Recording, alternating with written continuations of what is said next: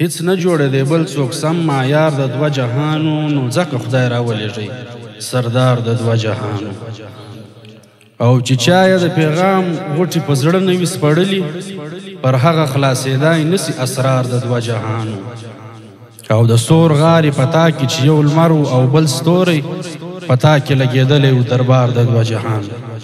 خوله مې مهر کړه د دې التجا وروسته، چې مې وغوښتی جانان تر الله وروسته. خوله مې مهر کړه تر دې التجا وروسته، چې مې وغوښتی جانان تر الله وروسته. زړه مې ګران ته خدایه ډېر څه غواړي بس نو، زړه مې ګران ته خدایه ډېر څه غواړي بس نو، سجده نه ده روا بل ته تر تا وروسته. زړه مې ګران ته خدایه ډېر څه غواړي بس نو، سجده نه ده روا بل ته تر تا وروسته. او سلسله د بشپړتیا د دین وپاتې، ځکه راغلی دی تر کل انبیا وروسته. دا یو څو نور بیتونه دي. وایي د لمر نسبت دی راڼه مخته د حالو کومه، د لمر نسبت دی راڼه مخته د حالو کومه، ځکه د ذکر د سپېدو په حوالو کومه.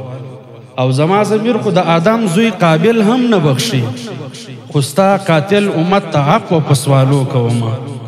او ته تر عقلونو پورته زه د ناتوانۍ پر جهان، هسې محال کوشش په خامو خیالو کومه.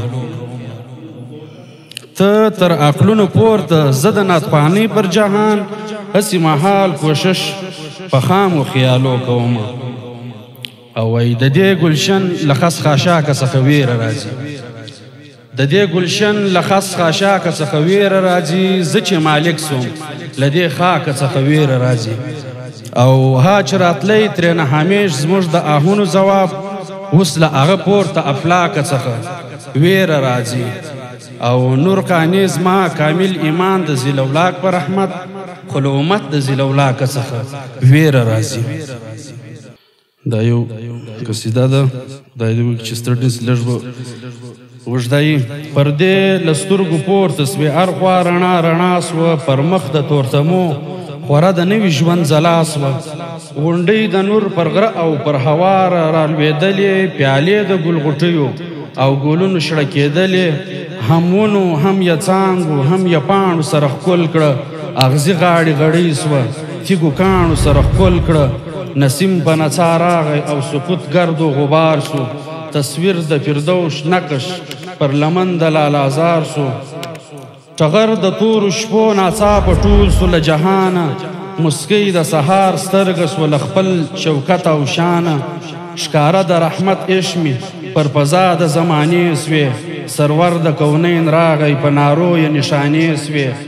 او له نور ډکه کعبه لا پسې ډکه سوه له نوره، جلوه له حجاز تلله آن رسا تر کوهي توره.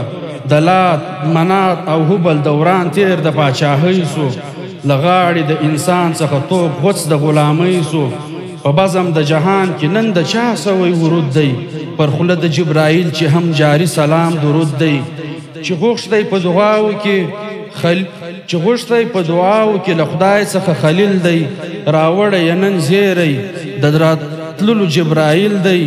له صدق او اخلاص یې ډک دستور راوړ جهان ته، حضور د نوي ژوند نوی منشور راوړ جهان ته.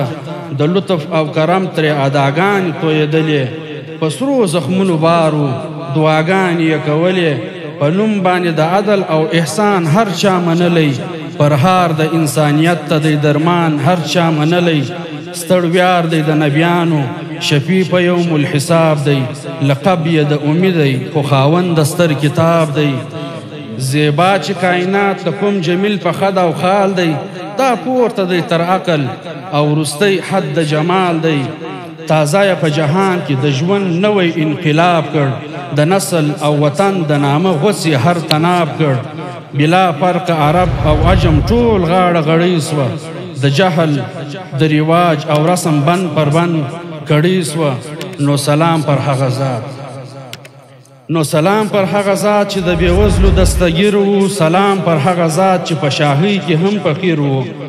سلام چې امت د حماسې په راز آګاه کړ، سلام چې میدان د بدر خپل پر ذات گوا کړ سلام چې قاتلان یې اوس یادیږي په وشاقو سلام چې جاهلان یې استادان کړل د اخلاقو سلام چې د وینو تږي د کوثر کړل سلام چې د رښتیني عشق په راز باندې خبر کړل سلام چې د اغزو بدل یې وشیندل ګلونه سلام چې د دین په خاطر وزغمل زخمونه سلام چې په طایب کې باندې وورېدل کاڼي سلام چې په احد کې په وینو سرې سوې ناڼي سلام چې د شکنجا جواب یې ورکړې دعاګانې سلام چې د مودو شخړې یې نیز کړې په